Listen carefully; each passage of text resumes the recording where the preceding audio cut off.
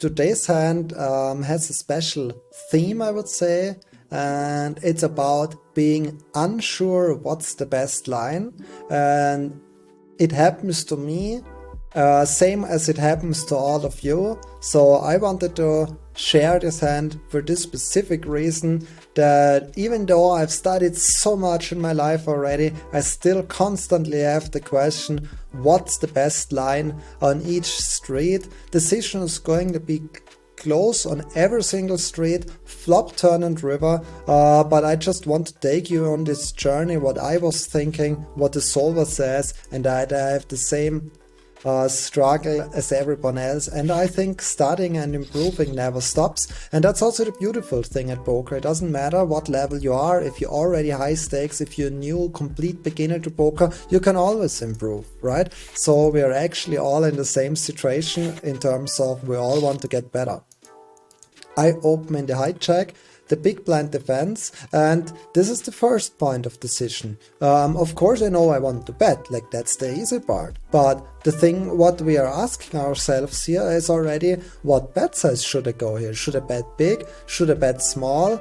And I wasn't like, what I know is if the board is a bit more connected, let's say like 10-7-5, 10-7-4, then I need to be a little bit more passive, and if I bet, I want to use mainly big sizes.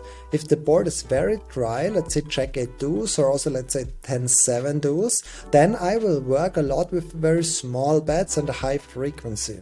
And now this board, I wasn't really sure about, like, it's 10-7-3, is it played more like 10-7-4, 10-7-5, like this connected type of board, or is it more played like a very disconnected rainbow board, where I just go with very high frequency and small size? I thought it's close and I go for the small size here. I run it in the solver and the answer is actually that this is not preferred. Like overall, yes, I can have small sizing here. Actually quite a lot as well, but especially such a strong top pair, it would be better to start with something in the area of like half pot, 2/3 spot or whatever right away on the flop. So this is the first point of decision where I struggle, same as a lot of you will do, like what is the best line to take? Good. You will see, this is just the first of 3 points where I was unsure what is the best line. Next decision point, turn is a card where I know, okay, this hits pretty good with his continuation range. He's calling a lot of straight draws, gut shots, and even if there's pairs, let's say 7-6, he can improve now and add additional equity to his hand. Pair plus gut shot, pair plus straight draw. So overall this card is pretty good for him. No, I did not want to skip. He checks to me, and this is the second point of decision where I was unsure. I was thinking, okay, on one hand, I still have top pair with a strong kicker, but then also what I just shared, that this turn card is not so good for me and I need to be a little bit careful. So I had a tough decision between bet and check. I decided to make the check here, and the solver says both lines are fine, slight favor in terms of betting, but really doesn't matter much. So I would think that a lot of you are unsure what to do in game here. Should you bet? Should you check? And I have the exact same struggle as well. I really wasn't sure either. I hit the check and both is fine. Now we have the 8 on the river. He checks. Now we will all know for sure that we must value bet now. Only question left here was what size. Actually, this was the point where I was pretty confident in what size to go for. As so often when it's about bet sizing, we need to find a good size for what we want to value bet, and also consider like what kind of hands we want to value bet. And I think, of course, I want to value bet King 10, but what other hands do I want to value bet? I want to value bet if I have over pairs like queens, kings or whatever, I want to value bet them, of course. If I played careful with the top pair on the turn, like ace 10, king 10, queen 10, I want to value bet, of course. And it's possible that I have trips as well, like ace 8 suited, for example, I could have it.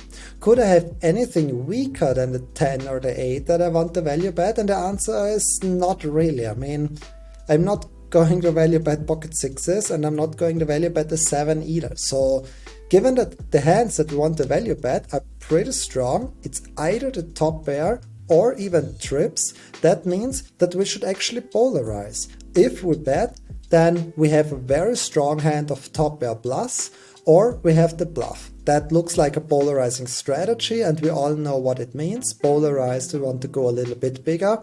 And therefore I think betting around pot size should be optimal. I think adding some smaller bets is fine as well. Let's say I had just 10-9 suited. Well, 10-9 suited let's take check then. I wanted to pick like maybe a weaker top pair, potentially could also bet 2/3. So you can also already see it's really like a lot of details here. So overall it doesn't matter that much, but still now you get an impression of like how I see the situation, what I'm thinking here, especially when stakes are that high.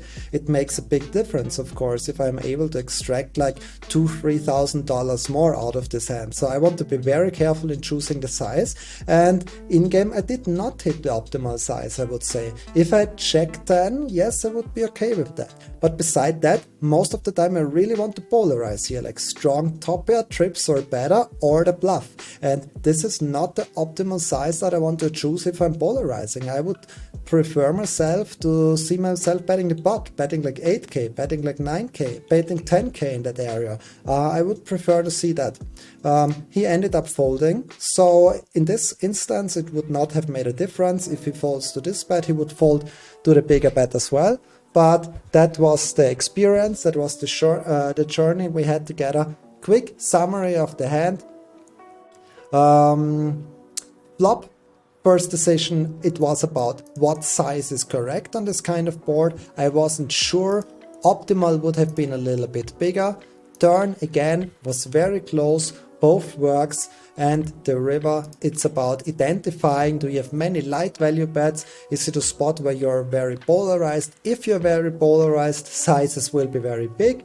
If you have a lot more light value bets, let's say pocket nines or ace-7 or whatever, that's not the case here. But if you would have it, then size is not so big because you're not polarized. But here, as mentioned, a little bit bigger would have been optimal.